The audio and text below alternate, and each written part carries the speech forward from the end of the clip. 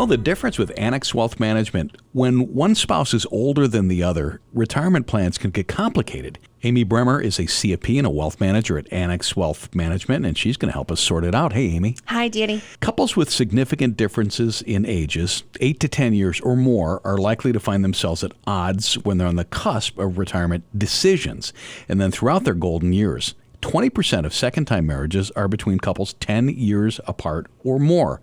The vast majority of marriages, the woman is younger than the man. Every couple goes through stuff. But does this mean rougher waters for the couple? Doesn't necessarily mean rougher waters. It's maybe a little bit more challenging than some other families, but it's definitely doable with some communication and some honest soul searching. Let's talk about making it work, Amy. The first step would be? Communication and some honest soul searching. So it helps for me in practice if couples come to me knowing what they want their ideal retirement to look like. Maybe one spouse wants to go fishing and the other spouse wants to go traveling and visit with, grandchildren, and there's a mismatch there. It doesn't matter what ages you are, there's just a mismatch. The challenge with folks that have mismatches in ages is that you're parachuting together, but you're landing at different zones. Yeah.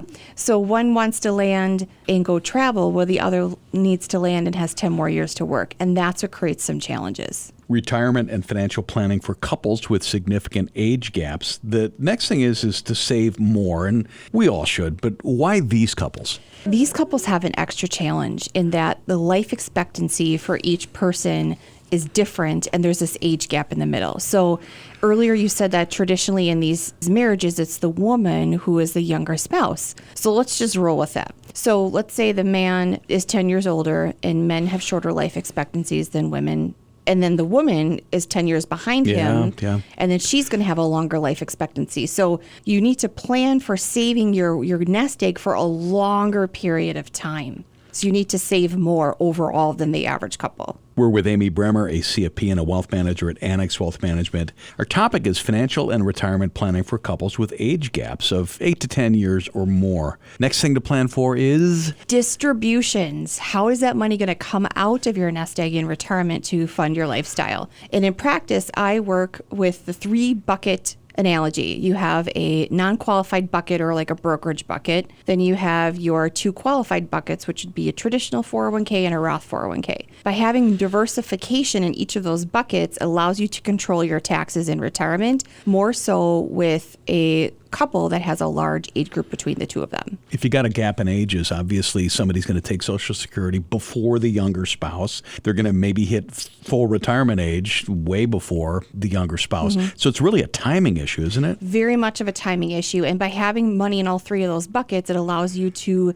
take out your least taxed money first and control how much and when you're paying in taxes. Also, strategy is to, what you alluded to, Danny, is to time your Social Security.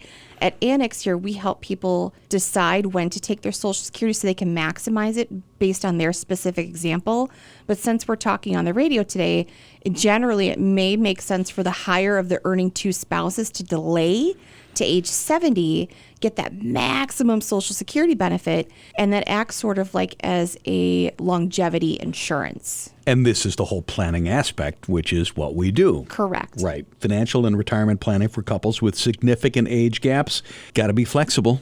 Flexible and lighthearted, I say, because sometimes financial planning can get a little bit morbid. We talk a lot about death. Yeah. And which makes my job very complicated. If we all knew when we were going to pass, then it would be relatively easy. I wouldn't have a job. But just keep lighthearted about maybe the younger spouse taking care of the older spouse later in age.